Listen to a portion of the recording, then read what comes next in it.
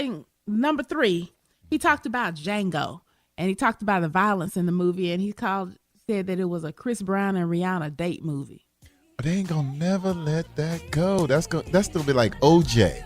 They don't do Robert Blake jokes. They do OJ jokes. Yeah. Right? They don't. They're always doing OJ jokes. So now Chris Brown and Rihanna is the new Ike and Tina. We talk about this all the time, right? Right. They just a regular old punchline, no pun intended. All the time. I bet you from this day on, anytime there's a domestic violence joke, look, on Law and Order.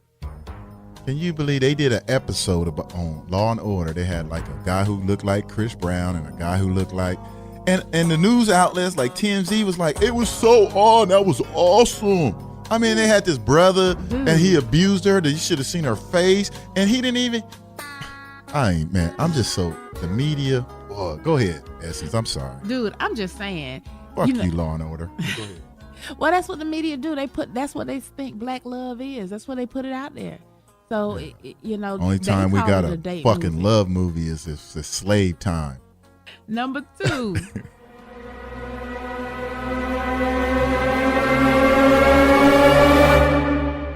We was talking about young Miss Wallace, the 9-year-old hush puppy from the movie. The little black girl. The little black girl. Her how you say her name? Quazavane. Quazavane. Can I just call her Q? Yeah, because she is a cutie. That's why I called her hush puppy. Well, I said Q. Oh, for the Q. I can't pronounce that damn name.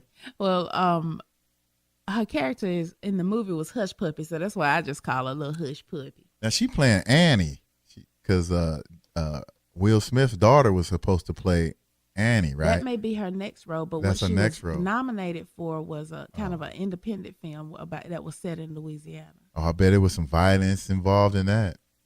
Could be, but what he said here was to give you an idea of how young she is. It'll be 16 years before she'll be too old for Clooney. Wow. Yeah. So was he trying to say Clooney like young women? Yeah, that's what he's basically trying to say. And he ain't dated no black woman in years, so what he talking about? All right. Well, I mean, hey, this is a kid, man. He should be joking like that. You shouldn't even be joking like that about a kid. But ain't that what they did do the media in Hollywood? Criticize him for that? They did criticize him for it, but that was kind of swept under the rug, and they criticized the there was a Twitter comment from The Onion. Oh, from The Onion. Yeah. That was the first time I seen The Onion had to make an apology to her. And that's straight up satire. They've done worse stuff than that, but they had they had to recant that. They did. And I wonder if that recant was something kind of to take a little bit of the heat off Macfarland for saying what he said. Wow, maybe that's what it was. Because he shouldn't have said that. But, this is, again, something that happens in Hollywood all the time. Remember back in The Godfather, there's the scene when right before the horse's head, where there's a little girl coming out the producer's bedroom. Right. And the lawyer, what's his name from The Godfather? Tom Hagen. Tom Hagen looked at him and he just kind of looked disgusted with him. Oh, yeah. Because the producer was messing with a little girl back then. You're right. I remember that scene. Now, I know it's fiction. Well, but Hollywood is known. Look at Godfather. the director who had to flee the country. Yeah, Roman Polanski. I think that's his name. He was sleeping with a 13-year-old girl. And he had to leave. Yeah, he had to leave the country. But he's still making movies from over in France. Whoa. The rape happened at Jack Nicklaus' house. And this is Hollywood. This is Hollywood, because you know what? That's the main thing that the critics of Michelle Obama said, that they want to see more Jack Nicholson. So instead of seeing the first lady, they want to go see the pedophile. Yeah. Is that what's going on for real? And see, that's crazy. That's the kind of stuff's been going on in Hollywood since back in the day. Remember, even Bette Davis, she was in Hollywood since she was a kid. She said she slept with everybody but Lassie. Wow. And then what's her name? Don Johnson slept with Melody Griffin when she was like 14 and he was 20-something. She admitted it. Okay. And they showed them as a couple. Don Johnson, remember Don Johnson from Miami Vice? Yeah, Miami Vice. They showed him as a couple, him and Melody Johnson. I mean, it's been a lot. Jack Nicklaus. Yeah, he got a long history of this crazy mess. Woody, what's his name? Woody, he married his kid? Woody married his daughter. Yeah, I mean, Steven Tyler slept with his adopted daughter. He adopted the girl and then ended up sleeping with her. Now, he just admitted to doing what, $6 million worth of cocaine? Yeah, he trying to cover his track so when all this stuff come back, So he can say, I was just drugged out. Drugged up. You know, Clint Eastwood in the movie raped a woman, drug her into the barn, and took the pussy. Damn. That's wrong. That's wrong. Look at General Hospital, Luke and Laura.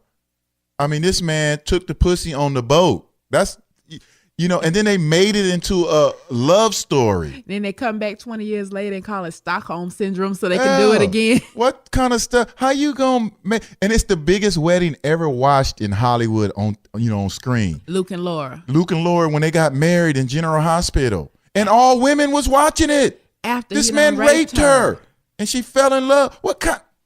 Man, there I go getting all See, keep this stuff in mind when later on you hear Linda Blair in The Exorcist. Wow. She was 12 years old having sex with the devil. Wow. What kind of shit is that, Hollywood? That's Hollywood, man. That's they don't Hollywood. care. They don't have no. Man, they showed now that you bring this up, because I've written about this many times. They showed Brooke Shields' titties when she was 11, 12 years old.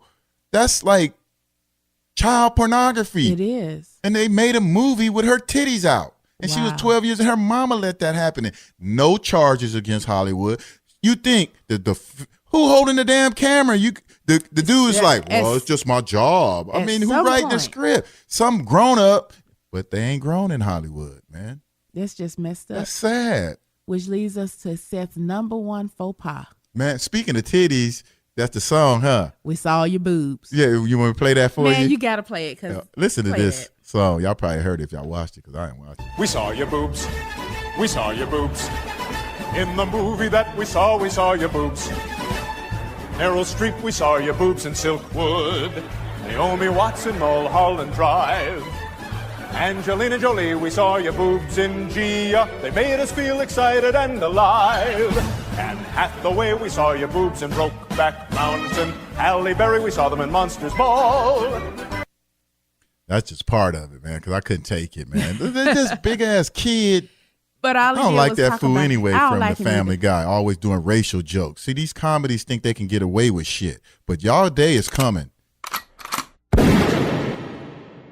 You ain't getting away with nothing. I got a song for him, Nerdy. What, you got a song? Yeah, he inspired me. I mean, oh, can I hear it? Yeah, okay. Let me hear your song. Heard the We Saw Your Boobs song. My song is, this is for Hollywood. You're full of shit. Wow, full of shit. Boom. You're full of shit. You're full of shit. Hollywood and the media's full of shit.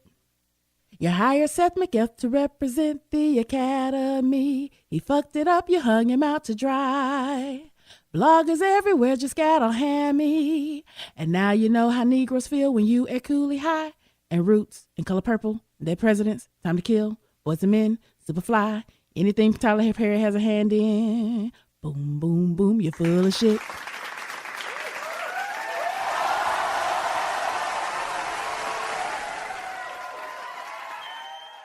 Yay! I think Man, that's